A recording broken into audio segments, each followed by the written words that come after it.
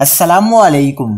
کراچی کے علاقے اورنگی ٹاؤن کے گھر میں چولہے سے آگ بھڑک اٹھی۔ گیس کے دھماکے میں خاتون جاں بحق، متعدد افراد شدید زخمی ہوئے۔ کیا آپ حالات حاضرہ سے آگاہی حاصل کرنا چاہتے ہیں؟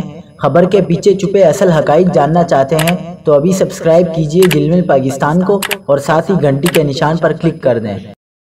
آپ کو بتاتے چلیں کہ اورنگی ٹاؤن سیکٹر 11 منصور نگر میں G10 روٹ کی بس کے سٹاپ کے قریب گھر میں افسوسناک واقعہ پیش آیا۔